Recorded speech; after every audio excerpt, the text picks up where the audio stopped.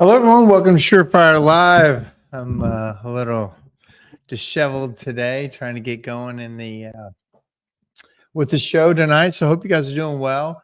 I We had a really cool event at HPBA in Nashville this week, and or last week actually, and we had a really great turnout for our SureFire booth. In fact, it was one of the best shows we'd actually ever had for engagement, and our booth stayed pretty popular, and it was really a great event. Hey, good evening, guys. Talk to me tonight. Talk to me, Goose, as they say. Yeah, the We had a really good amount of people come to Nashville. We had a bunch of companies come to my company before the event started, and it was awesome. And then if you're listening, you were at the HPBA event, I'd love to hear any of your big takeaways, classes you went to, things that you saw. Hey, good evening, guys. Great presentation in Nashville, Mark. Thank you so much. I appreciate it. I had two presentations, and I was really surprised at one of them. I'll talk about that in a minute, because I'm going to do that one on SureFire again about pay structures. I had a course called Earn Not Given, and it was really well received. And then I had another course about building a business. And hey, Ferd, good to see you, buddy. He came in, and he also took the advanced chimney course, and he's all in. Hey, Jeremiah, good to see you too. Uh, uh, he's another guy. I love these guys that are all in, man. They're figuring it out. They're all into chimneys, and that's what it's about, man. If you're not all in, what are you doing? I mean, get all in. Let's go. Let's do it the best we can. Every day's not a win, but there's more winning days than losses. Hello, Mark. Some people I can't see. If you got to give them permission for me to see. Thank you, guys. Chad Murray is in the house. Hey, Chad, missed you in Nashville. I know you were busy doing other stuff, but always good to see Chad. Chad always has good additions to topics. The 926 PowerPoint. I'm not sure what that is, Jeremiah. What is the 926 PowerPoint? Is that the name of a PowerPoint?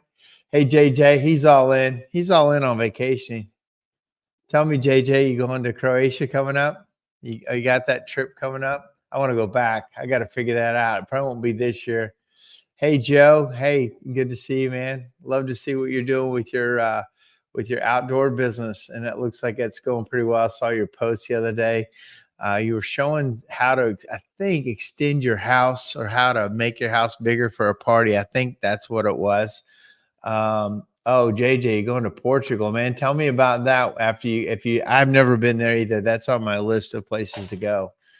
It's interesting what you guys are talking about, going places. I recently did a survey for my employees. I got two surveys going on. I had one go out with basically, how do you think you're doing on your job? And then the other one was, I threw a question in there at the end. I might share that with you guys and show you, since we're talking culture. I'm just trying to work to make our culture better. I've talked about this before, where culture can go up or down, and culture can be amazing, and it can be lacking with the same people. It can go up with the same people that are excited. It can also go down if you make some change, or something happens in the business, and all of a sudden it's not so good to work here anymore. And that's a challenge for me, and I'm really committed to figure out, to get our, because here's the thing: when things are going good, and you're busy, and things are going up, and everybody's making more money, and you're figuring it out, it's a very exciting time. Progress in a company is very exciting. But then also, when you have course corrections, when you have, people change, when you have, when you have inflation, when you have any kind of things happen, it cannot feel the same. And that is a challenge that I've got it all on my shoulders, and I am committed to really dipping back in. Sometimes it happens when I'm gone a lot. If I'm focused on other things, I can feel like a shadow or something creeps in on my businesses. And so I think we'll talk about that tonight. Got some nice comments. So you're going to Croatia. Let's see where it is. Sometimes here we go. You're going to Croatia in September when the tourists leave. Okay, I didn't know that. I love Croatia, man. I'm telling you, if you've never been to Croatia, don't tell anybody. JJ wants to keep it a secret, but man, that place is cool. And he said his dad's from Portugal and he's in his 90s. Oh man. So man, you got to get back there. That's cool. Does he still live in Portugal? Is that, or does he live here? I thought you were a Mason. I thought that was a family business, but yeah, tell me about that trip. Chad Murray is in. He says he's going to Spazzicamini for my wife, and it's our 30-year anniversary, dude. It's there's another there's another I at the end of that spelling.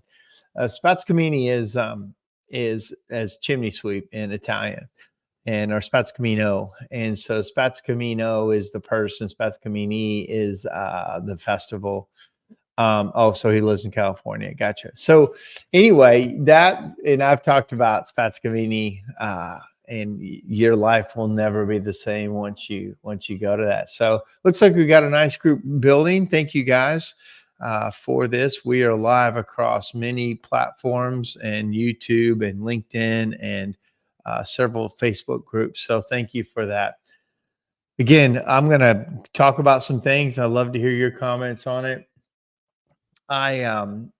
Look, and any of you guys who came to HPBA, tell me what you took away. I had a nice comment about the class I gave. I think he's talking about the class I gave about earn, not given, how we pay people. And I'm going to do a full SureFire Live in 2 weeks on that. I'm going to actually make that course on SureFire. If you're a subscriber, it'll be on there. And then I'm going to talk about it, not next week. Next week, I'm going to have Clay Lamb on here. He's going to talk about mastermind groups, and he's starting a new online group, 9 online groups for mastermind. And Clay Lamb was the originator of these mixed groups in the U.S. He took it from, I think he said the HVAC industry, and he brought it to chimneys, 20 years ago. And now Hope Stevenson runs them. I've been in a couple of them. I'm in one currently, and they're fascinating how you learn from each other. And so I'm excited to have him on. He's got some amazing stories in the chimney business. He's also the guy on YouTube. It's called Ask the Chimney Sweep. If you don't know who Clay Lamb is, you've probably seen his videos. Ask the Chimney Sweep has millions of views, and he started years ago and has made hundreds of videos on there. So he'll be an interesting guest. And then I'll do my other show or my other course. But I gave that course of earn, not given, and showed how we pay across. And then HPBA said, will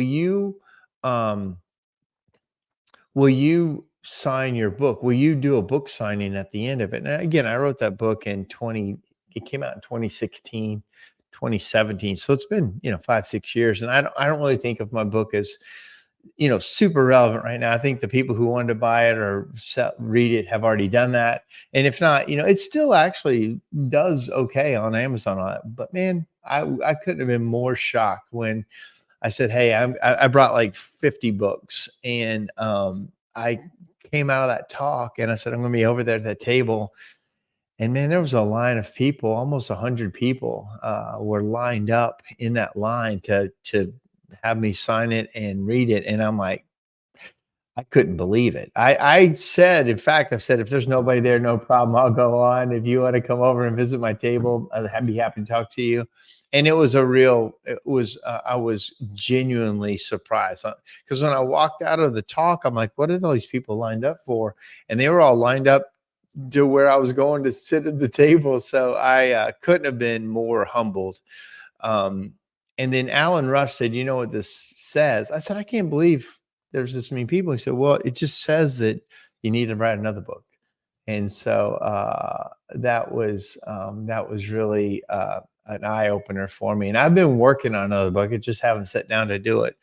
Joe says, so I stepped out there and I hired an internet professional company, and they are rolling out our new website next month. And we will have, and we have a media company. This guy is super entrepreneurial. And Joe said, that's all thanks to your book. Oh, thank you. I appreciate that. It's so interesting how that rolls through people's lives at different times. And so anyway, it was a very busy week. A quick thing about how my week went. I had my friend come in from Germany. He's a chimney master from Germany, Andreas Gartner, and we were going to do a podcast. He's done my podcast before. I'm going to have to do it remotely because we are so busy every day, every night. And so he came in, he flew in, and it's more of a state-sponsored business over there, and he just could not believe how we run chimney business in the U.S. He just was blown away. He had no idea, really. He thought he knew, but until he kind of worked with me and a lot of my companies I work with, he had no idea. And he was so excited to take back some of these ideas to Germany. So then he comes in on Saturday or Sunday. We spend some time together, and then the week starts. I had 7 to 8 companies, maybe 10 companies come in for the SureFire Accelerator group. We did a tour of my company. We showed metal fabrication, how we got into that business and what that looks like. We made some chimney caps for them. And then we had a meeting on kind of the future of the chimney industry and how our businesses are affected as a kind of a mastermind group. And anything we really needed to work on, best practices. We all went to dinner that night. The next day, HPBA hits, and 3 days of HPBA and shows and dinners at night. And then I got to teach the advanced inspection class. John Caesar's put together a truly amazing chimney inspection class. It's called Advanced Chimney Inspection through CSIA. Well, John wasn't going to teach it. He was going to try to hand it off to Tommy Nelms. Tommy Nelms got sick and had a personal thing come up. And right at the last second, they said, hey, can you teach it? I'm like, oh my gosh. So 921 slides in a 2-day course. It's the most slides I've ever seen. And I got to tell you, I was like, there's no way I'm getting through it. I'll be like, get through half of them in 2 days. And like it, I thought it was just going to be a word storm, just blasting at people. But I'll tell you, John has put together a truly great course and pretty easy to teach. There's a lot in it, 921 slides, but very well thought out, and actually was easier to teach because he did such a great job of that. So if you have a chance to go to that, highly go to it. I mean, I'm arguably a better teacher than John. I mean, everybody says, no, it's his course and he does a great job. I was happy to sub for him. Let's see here. I had a yes. I think when I was talking about the line for that. He said, it was great. Thank you for presenting and doing a book signing. You're so welcome. HPBA. I love that the chimney industry and hearth industry are coming together more than ever. That's a fact. With the majority of classes taught by instructors from the chimney industry, the shift is noticeable. It's past due. Thank you, Mark, and all the great instructors, Steve Hoover. Steve, that means a lot coming from you, man. You have been a trooper in the industry and a true friend to everybody that knows you. And you're right, Steve, that is needed. That blend is needed. My argument to the hearth industry is you better look at these chimney guys. We have been education focused, and you guys have been product focused. And education is where it is. Education, sharing, the sharing of ideas, the sharing of best practices, shows like this, where we just try to help each other. And you're right, Steve, they're starting to blend. There was more chimney guys there than ever. And I can tell you this, at the SureFire booth, there was more hearth industry guys there interested in education than we've ever seen. And I've done a couple of these talks, and I've seen that shift, Steve, and we need to welcome it. We need to band together because they're better than the chimney guys at some things, and chimney guys are better than hearth guys at installation and some of those things that they didn't focus on. And with an ever shrinking pie, possibly with EPA and all these things kind of happening, there's a lot that we can do for each other to make this industry good and learn from each other. So thank you, Steve, for saying that. Yeah, Jeremiah, I was a sub, and I had rowdy kids, and I had to keep them in line. I mean, when I run a classroom, if you come in like 1 minute late, we boo you as a class. If you walk in late and aren't seated by the time it starts, you get booed, you get shamed, and it only happens like 1 or 2 times, and then you get to class on time. That class was great. My guys all took it in and feel. Yeah, that's right. I remember you saying that, Lou. Really was great. He kind of goes through NFPA. He blends a lot of things really well, and it's very well thought out. I said, "Man, how long did it take you to make this class?" He said, "4 months." I mean, this is a volunteer guy that spent 4 months to make the best course he could possibly make. I mean, come on, who does that? I mean, do you do it? I mean, are you giving, I mean, I know JJ isn't, but are you giving? Again, John does not make money from this. I mean, he might be paid as an instructor, but he made the course for the industry. He made the course to be uh, good for us. And I think he's given the industry a real gift that will last a very long time. NFI is so happy to present the education program for Everyone Expo. Hey, I can't quite see who this is. Is this Rich? It was awesome. I mean, I think it was the best ever at least the best in the last many years that I've seen, because HPBA has gone through as the whole industry, but it was it was an amazing show. It took days to get through back in the day when everybody was going out. Some of these people would spend hundreds of thousands of dollars on their booth. And then the whole thing, not just all those kind of events kind of started to slow down. Then COVID hit, and it was like, it smashed that industry. And then I was actually in New Orleans when it hit at the HPBA show, when COVID hit. Everybody's leaving, and all the Chinese people canceled, because there's a group from China that are manufacturers that are there, and it's recovered. And I think this year was just a true testament of what they've done over at HPBA and NFI to get that going. Copperfield sponsored, the education, and just such a good show, world class. Applaud everybody that was there. Matt, hey Matt, good to see you in the class. Enjoyed both classes you spoke at in Nashville. Started to implement and lay out performance-based pay today in our office.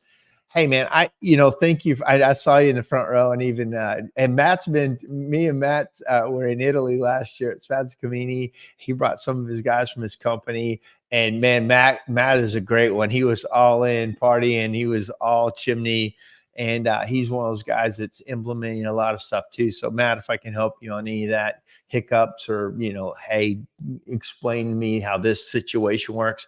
A lot of times on commission-based pay, it's the situations that pop up, because nothing is clean and truly pure always. You have to be good at kind of flexing and moving with the situation and having contingencies, what if stuff. So when you start to roll that out, feel free to reach out to me. I thought the course was perfect invitation to new hires beginning their journey in our industry. With that said, it was very complimentary for a seasoned technician. Oh, you're talking about the inspection course. It really was. It starts off at zero. Starts off level 1 inspection, the 33 points ish of a level 1. A lot of people don't think there's that many points, but he actually just goes through every single step from level 1 to level 3. He goes through safety. He goes through presentation of your findings. So, yeah, I think you're right. It really does show, perfect invitation. New hires begin their journey to our industry, because everybody was there. We had fire investigators there. We had home inspectors there, mostly all chimney guys, chimney technicians. But you could tell some guys in the room were year 1, and some guys were year 15 or year 20. And even me as I've been in it almost 40 years now. There was stuff that I, relearned and picked up and thought about again. And some things were new that are changing in NFPA 211. So that was from Matt. So Matt was, Thank you, Matt, for saying that. Let's see here. Says sorry, this is Matt. So then the show was awesome. It really was. I'm a 32-year sweep. Oh, let me see here. I'm a 32-year sweep and 22-year retailer. Sweeps have the upper hand to succeed as a retailer. Interesting. This year's HPBE manufacturers actually did their job and brought new product. Nashville is a great host. Thank you for saying that. That is a really interesting way to say that. 32-year sweep. So he started in sweep, 22-year retailer. And he's right about that. We do have the upper hand because we understand the process all the way through and what's really needed. I always say this. I say, it hit me. I don't always say this. It just hit me that that sweeps are our product. We're focused on service, and that is where we value and charge, and retailers value and charge products, and they kind of discount the service. They're like, service was a giveaway. And for us as sweeps, we're like, service is everything. Service and education is our, that's our superpower. That's why we can do what we do. And retailers focus on certain products and controlling products. And I think that's a different game with the internet. When the internet came and, Woodland Direct and all these places came, 50% of their revenue was gone overnight. And my argument to them was also like, I've got, 30, 40 guys in houses. And we do, let's just say, I would say actually we do 30 to 60 jobs a day. A lot of times I said, that's 30 to 60 houses that we're in. And we're showing them products, and you wish you had 30 to 60 people come in your hearth store. And so get in the houses, get in there and do it, and be, you've got the hearth retailers have a huge advantage because they have the store, and if they could get technicians into the home, they've got all that. Where we're selling from iPads a lot. I don't know if it's an advantage or disadvantage, but I'm definitely more flexible and mobile, and I haven't spent a lot of money on hoping people will come in my door. I go to their door and show them products, and I tell them, I say, I sold tons of gas logs, truckloads full of gas logs and hearth appliances, and they never came into your store. They didn't even know they needed a product till I got to their door, and they just bought it from us. They never walked through your door. You have no idea the sale even happened. And I said, that's what's happening around, you guys are just waiting for people to walk through the door. And I was like, it's Netflix and Blockbuster, right? Blockbuster built their whole thing was, let's build better showrooms. Let's build better customer experiences coming in that door and making it a wow factor. And Netflix said, let's just make it a cheap, easy way to get it right into their door, and they don't have to go anywhere. And we know who won that game. That's what I'm saying. That's what this race is. We got to get in people's homes and then have the products that we are the experts at.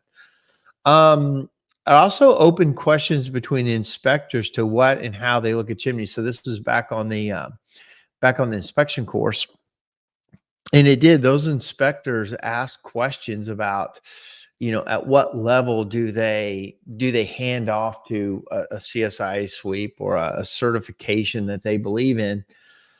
And that was a discussion in there, and they're very cursory, they're a generalist. And so the home inspectors in that course were, saying, hey, we really stop and hand off, but a lot of people don't read their report, and they think, hey, a home inspector looked at my whole everything, and they said it's fine. And we've all heard those conversations, but when you really read the home inspector's thing, they almost never say the chimney's okay. They say what I saw was either good or bad, but have someone qualified to come look at it. My argument was, in your boilerplate language, put CSI certified. When you just say a qualified person, that's so random and it's so negligible that it doesn't mean anything. Put something in there specific for that recommendation if you're going to recommend something. Says we are able to bring the hearth shop into the home for every customer. Exactly. Everybody's so comfortable buying from the internet that they don't have to see it. If you've got a good installation program and you've got a good, return policy, you don't have to have a showroom. Now, there's definitely some advantages to having a good showroom. I don't mean that there isn't but I don't think they're taking full advantage. If they're not, I know a lot of them do home visits. They sell in the hearth store, and then they send somebody out. And that's good. At least some of them do that. A lot of them, 50% or more of hearth stores don't do any of their own installations. They hand it all off to subcontractors. Who installs for them is not their own, or they hand it to a chimney sweep, a local person that they like. And again, that it's okay, but that it's not great for the hearth store. They're giving away the lifetime value of the customer. And I told them this. I said, I used to install for you guys. I used to be a big installer. I said, but here's what happened. You'd send me out, I would do the job, and they become my customer, and I would service them every year for 5 years or 10 years. And when they needed a new appliance, they didn't think of you, the hearth store who recommended me 5 or 10 years ago. They thought of me. And then I got the next sale. Now, sometimes I would send it back, say, hey, go back to this company. Before I had a lot of products, I say, yeah, go back and we'll install it again. But man, that ship has sailed. I've got so many products, and people don't know brand names like they used to. I got so many products, and if I believe them as a sales guy, they believe them as a customer, and we win the sale. So I'm not trying to be, controversial necessarily. I'm trying to wake them up to what is happening under their feet. And so this has been one of our biggest successes. On that, I think they're talking about in-home sales, and it absolutely is. That's what's helping drive the growth of the chimney industry. It's not sweeping chimneys. When my friend from Germany was here, he could not believe the business discussions we were having. He's like, you guys talk about stuff we don't ever talk about in Germany as a business. You guys have business discussions about all kinds of things that they don't even worry about. Now, they are true sweeps, but they're taking their chimney sweeping away. They're all becoming energy consultants and HVAC guys. They're probably not going to ban wood, he said. But he said everybody is moving away from that. And now they're a government contractor as a energy consultant to see what the next step is. And the chimney sweep trade is in true danger over there. The biggest advantage in retail in 2024 is that our closest competitors are lazy. Sweeps don't know lazy that will win most every day. Man, who said that? That is an interesting way to put that. No, sweeps are not lazy for sure. And if you just raise your education and raise your business acumen a little bit, the bar's pretty low. You can really do well if you just answer your phone, get out there, be educated, be an advocate. But that's interesting. I'm going to read it again. The biggest advantage in retail in 2024 is that our closest competitors are lazy. Sweeps don't know lazy and will win most every day. Man, thank you. That's a great saying. And yes, in-home sales. That's what we had to realize we're in. Again, we're their inspector, we're their educator. And if they want to buy from us, great. And part of that class that I taught was, make sure that the inspection and the sales process are separate. You're there to inspect first. And John makes this very clear in one of his slides that we're there as an inspector first. And your inspection is not a sales. It's not a ticket, a sales order. It is truly the inspection. Do that right first.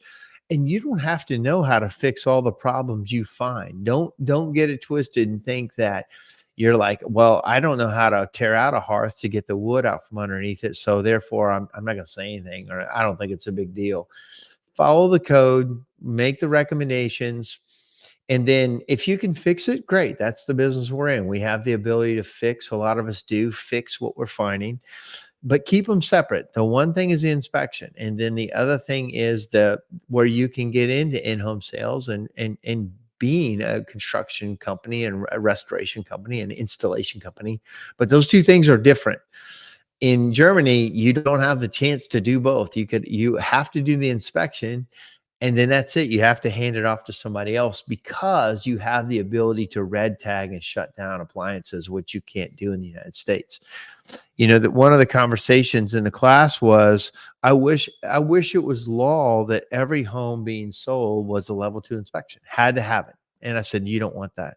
You actually do not want that law at all. If that became a law, it could ruin our industry because one, all the level twos that have to be done, nobody has the capacity to do them. So then who comes in? A bunch of hack companies that just, do $39 level 2 inspections that are just making it a government grab. And you do not want that to be a law. In my opinion, it would it would make that level 2 a commodity. How cheap can you get them done? How many can you do a day? Very dangerous. We don't want that as an industry. Trust me on that. That could be a very bad thing. For instance, in Germany, he does 2,700 chimneys a year, multiple times a year. He has 2,700 customers that he has to take care of. He's a one-man operation, one man and a helper. He does 20 chimneys a day. Now it's a government thing. It's a commodity. Get in, get out.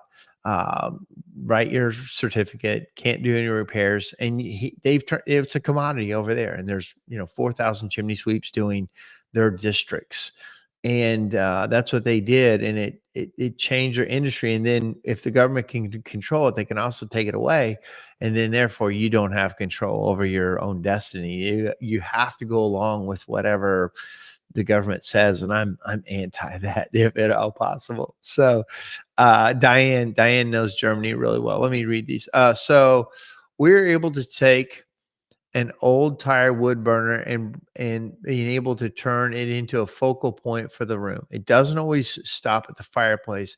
It transcends the fascia walls, the mantles. Yeah, it does. That's exactly right.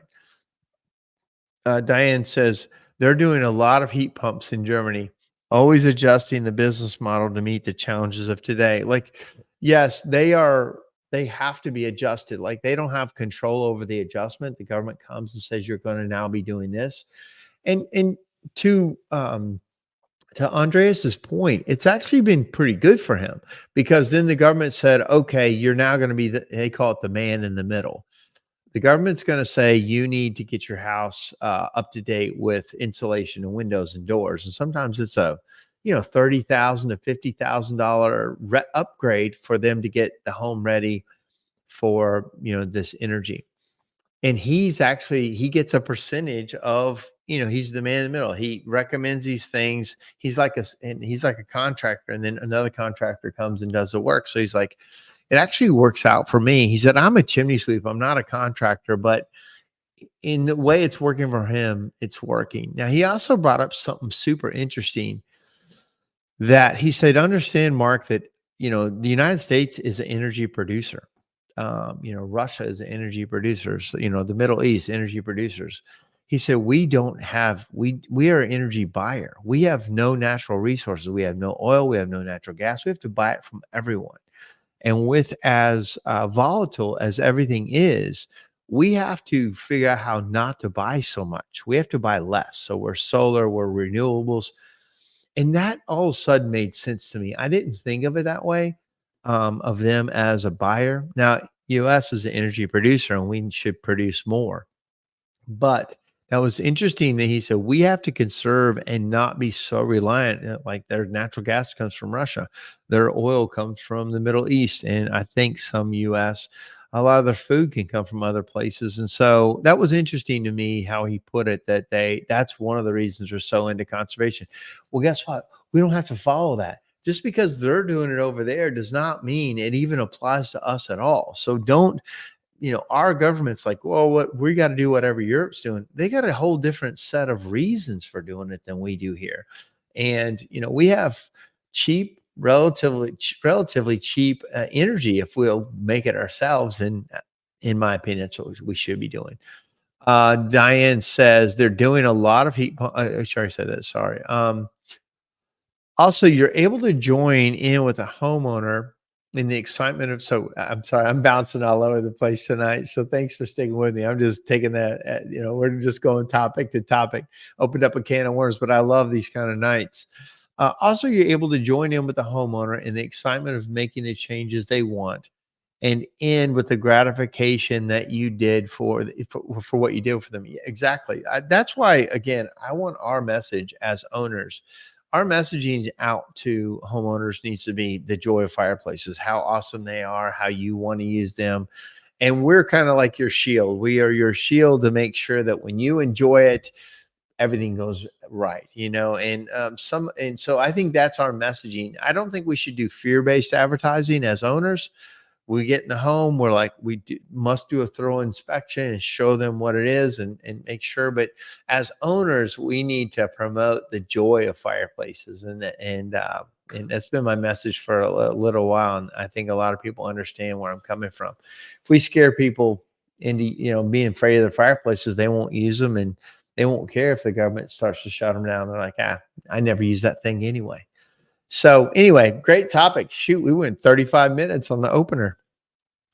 I want to go through a what my real topic of the night was, which was I saw a video from the guy from Netflix who the CEO of Netflix, who talks about the adage of my people and that work for me are like a family, and we've said that a lot too. Like I've felt and Matt's on here and he practically is family. But is that the healthiest way to run a business? Is there another way that makes sense? And this guy kind of put these things together, and I thought it made a lot of sense. So let me see if I can get it to play. It's going to be really small on the outputs, but let me see what I can do here. All right.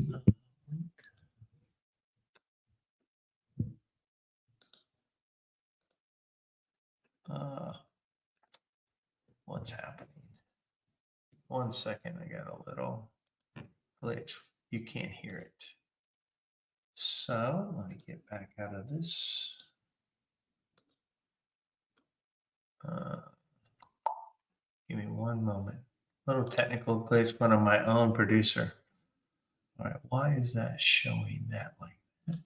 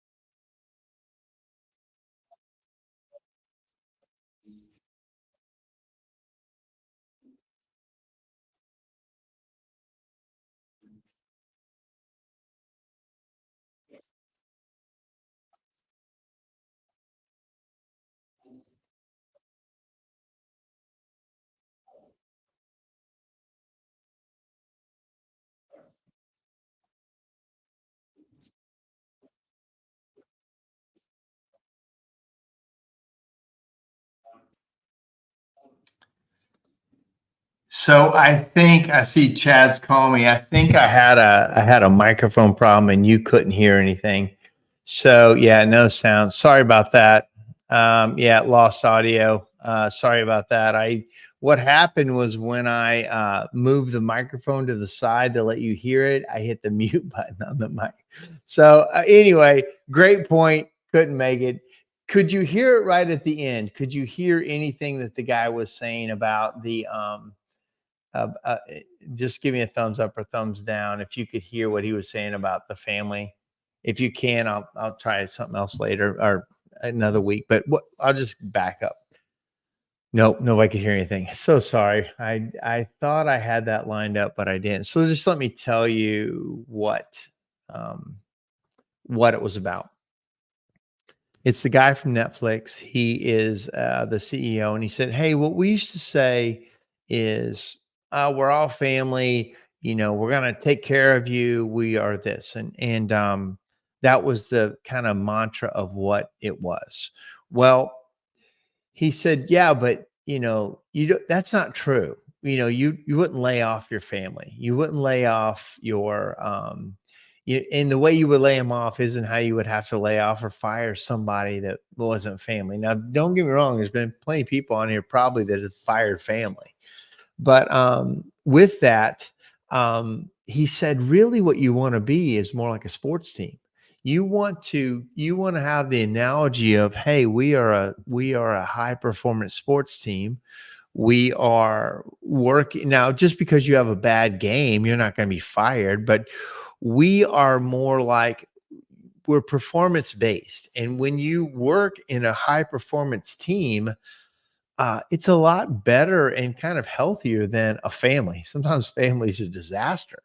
So his point is, let's be a sports team. Let's be not like your kid's soccer team, but more like a like we all have these positions that we're trying to get better at, and we're fighting to stay there. We're fighting to be on the team. We're fighting to be in the company and be better, and not just kind of, your family. You can't get rid of them, and not that you would want to, but in business sometimes it's not the healthiest place. And then if we roll that out to all of our employees are like family, and I have felt this myself. I've felt like they're friends of mine, and it's true, and I think there's a lot of good in that, but also there can be bad when you can't separate yourself from somebody that is going through a hard time or is not good for the company anymore, and you hang on to them no matter how toxic they might be. That's when family's not good. Now, if you were a sports team, you'd get rid of that guy or that girl. You don't put up with it because there's a whole different set of parameters that work on the team. But in business, I did always feel like, hey, this is my family. And I've said it before. I felt like I was lucky to have you come work for me. When I didn't pay well, when I didn't have good benefits, when I didn't have a true structure, and somebody wanted to be a chimney sweep, I'm like, oh my God, I can't believe, this is great. Thank you. And then you bring them in, and no matter what problem they had, I'd try to work with it and fix it. And um, with that became a family feel. And some guys, Matt is one of them, he might think, hey, we've lost that family feeling. And that was true. We did have, especially when we're smaller, there's fewer people. But as you grow, that's not the best thing. It's not the best thing for a lot of people, and also for advancement. If everybody's family, like, how are you gonna, leap above the brother, like in a family environment, or the father? Like, it can't be that way. It's got to be more sports team oriented. And man, you put the ball in the player that's got the hot hand, and you promote the quarterback that's actually making the passes and following along and getting better. And when the guy gets old and tired and he's grumpy and not hanging with you, you might move him into coaching, and you might move him into management, but you might not have a spot for him anymore. So you employees that are out there, have the thought that, okay, I need to get better as a technician. I need to get better as an expert. Okay, and I need to do the work. I need to do a really good job with the work. But as my age progresses, I better be more valuable to the company in a different way.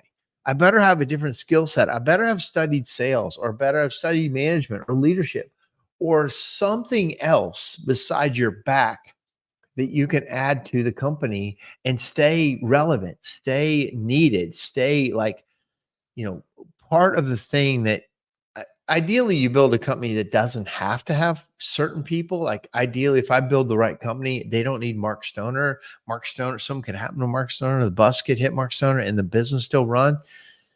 And there was a really good question at one of the accelerator dinners. I think Alan Rush asked it, but he heard it from somewhere else. He goes, in the hit the bus scenario, how many layers deep can you go before your company would crash, could not work anymore? Like if it happened to me, in my structure, I have a chief operation officer that could take over. He knows how the whole thing runs. I have a couple of managers and people, and I have a chief financial officer that knows how everything runs. So I'm probably, I'm four to five people deep. If something happened to me, could it keep running? Now we'll run the same. No, but could it keep running? Yeah, it could run several deep for me on certain businesses. Now, if I lost our main manager of the powder coat factory, that'd be a rough day. He's like one deep, and then he's got an assistant. But it's tough because it's very in my chocolate company. My main pastry chef, if she went down, I don't have. I mean, I'd have to get back in the kitchen, and that's a much slower day. I have different companies that have different depths, of people, but ask yourself that in your company. And it may be one, that's fine, but ideally you build a company that's multiple deep. But also, to wrap this part up, I believe I really like what he said about making it more like a sports team. Like you fight for your position. And when you want a different position, you fight for it, and you get more education, you train harder, you work out harder, you train your brain harder, you train on the side. If you're just waiting for Mark Stoner to teach in my class, if you're just waiting for me to teach you everything you need to be taught, you're going to be frustrated. I expect you to learn that and come to me and say, "Hey, man, I've been studying this. Can we focus on this or that?" That's the way that I try to reward people who are trying to do more. Like in my company, trying to do less is as a death sentence. Like I need the people like, man, put me in, coach. Give me that. I'll take that off your shoulders. I'll take that off your plate. Let me help you with that. You know what? I've seen you been doing. Can I do that? Can I step in and do that for you? That's the stuff that, Matt is on here, and he's one of the best team players I've got. He's had a situation and he's like, yeah, man, I'll help. Let me, he said, I reckon. That's what he said when I asked him to do something. He goes, I reckon. Hey, man, perfect. That's what I need. I need, people to want to do that. And that helps everybody, but it also helps me understand that you want more, you want something different. And when that opportunity comes out, I want to make sure you have it. Cody was in the class. Cody, thank you for helping me with understanding, because you know how John wrote that class. And so it was very helpful. He said, sorry, I'm late. It's chimney time, baby. By the way, did a great job on the inspection class. You rocked it out. Thank you. I appreciate that. You're a big help helping me and then taking notes on the slides that need to be adjusted or whatever. So thank you for that. But what do you guys think about that? What do you guys think about, we got 10 more minutes. What do you think about the idea of, do you feel like am I off on this? Do you think I'm on the right track with the Netflix guy saying, hey, we need to run this more as a sports team? Or are you more family oriented? I don't think there's a wrong answer. I'm just saying that as my company grew, I knew I needed a slightly different take on it, but I hadn't thought of it as a sports team. Now, my chief operations officer, he's more performance based. He doesn't have the long relationships that I have. He doesn't, he has been here 6 years now, I think. So he doesn't have the people who've been with me a long time. Quick story at that show. at HPBA, a guy, hadn't seen him in a long time. He was my number one employee number one. When I moved to Nashville, he lived across the street. And in 1991, 92, 93, 94, I think maybe up to 96, he was just my helper. I just had a helper. Pretty much worked by myself, or I said, "Hey man, I need help today." And he came out of his house and gave me a hand with something. And a lot of times we played video games. And when I didn't have a lot of work, I would take him to the arcade, and we played NBA Jam every day. And we were pretty good at NBA Jam. We weren't that great at chimneys, but we were good at killing time. As I'm trying to build this up, I didn't know what I was doing at all. To see the change in the industry at HPBA this last weekend in this inspection class, and the chimney companies that are coming and having conversations with me, is a million miles away from where it used to be. Clay Lamb sent me a thing today. I'll see if I can pull it up. He sent me a picture. So when Clay, I'm reading your text, Clay or Chad, when you said, "Hey," and there's no sound. He sent me this picture, and this picture, it might be hard to see. It says mixed meeting. It's having a hard time focus on it. I'll tell you what it says. It says Ashbusters Chimney Service, mixed meeting February 4th, 2009, Smyrna, Tennessee. That was right after I crashed my company, and I had gotten rid of everybody. And I was back down working by myself. And right before that meeting, I brought back 5 people. Matt was one of them. I brought back about 5 people to try to get this thing going again. And that meeting was where the SpongeBob Stoner Pants message came from.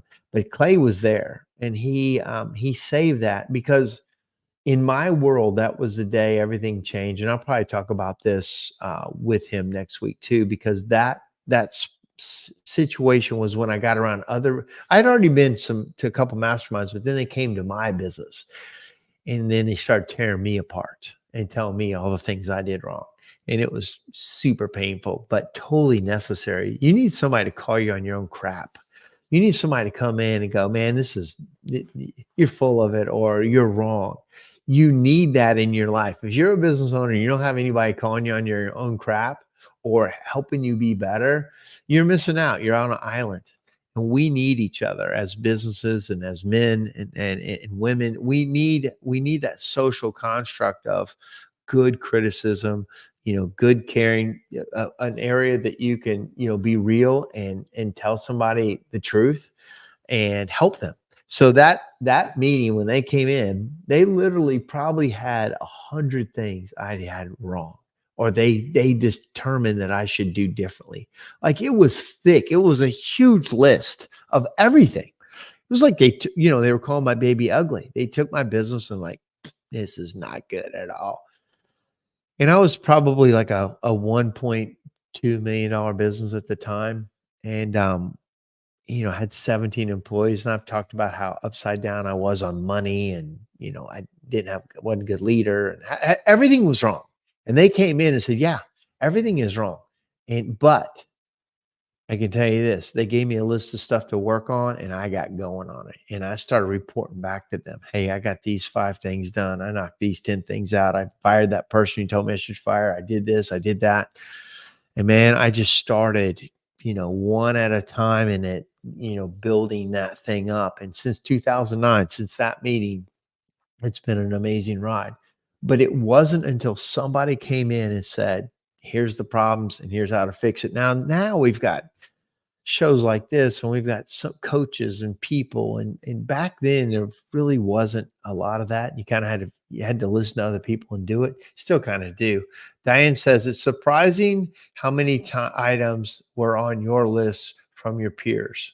Surprising how many items were on your, yeah. So I mean, there's 100 things. I didn't think I was that bad. When they came in, I thought they might list, 5 things, but literally it was brutal. When they read off to you all the things that are wrong with your company, you better get a thick skin. And so we were like, our business sucks. Oh, when they came to Diane's been part of this. Diane was a part of a mixed meeting.